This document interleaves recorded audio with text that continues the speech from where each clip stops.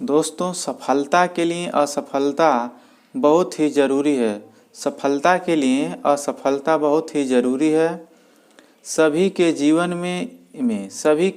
में एक समय ऐसा आता है जब सभी चीज़ें आपके विरोध में हो रही हों और हर तरफ से निराशा मिल रही हो। चाहे आप एक प्रोग्रामर हैं या कुछ और, आप जीवन के उस मोड़ पर खड़े होते हैं जहां सब कुछ गलत हो रहा होता है।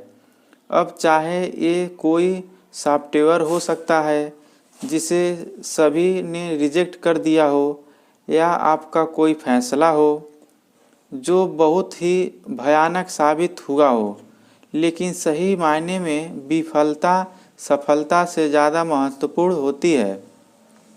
हमारे इतिहास में जितने भी बिजनेसमैन, साइंटिस्ट और महापुरुष हुए हैं, वे जीवन में सफल बनने से पहले लगातार कई बार फेल हुए हैं।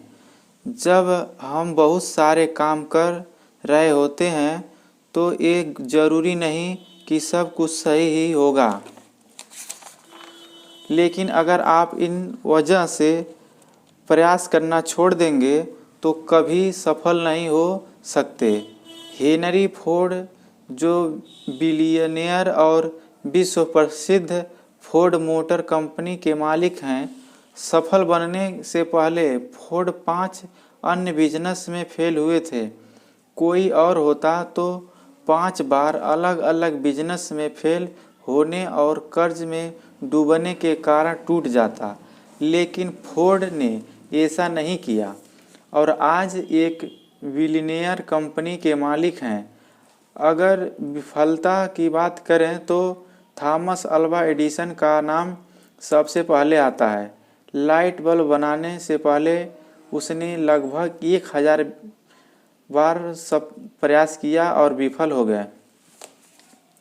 अल्बर्ट आइंस्टीन, जो 4 साल की उम्र तक कुछ बोल नहीं पाता था और 7 साल की उम्र तक निरक्षर था, लोग उसको दिमागी रूप से कमज़ोर मानते थे, लेकिन अपनी थ्योरी और सिद्धांत के बल पर वो दुनिया का सबसे बड़ा साइंटिस्ट बना।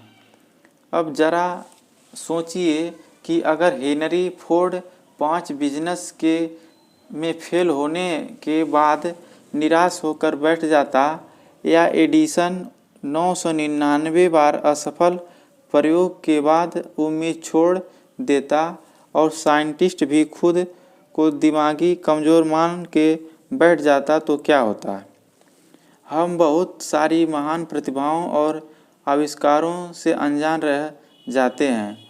तो मित्र, इस कहानी से हमें सीख मिलती है कि असफलता से भागिए नहीं, उसका मुकाबला कीजिए। सफलता आपको ज़रूर मिलेंगे। कहा गया है, करत करत अभ्यास से जड़मत होत सुजान, और रस्सी आवत जात सिल पर पड़े निशान।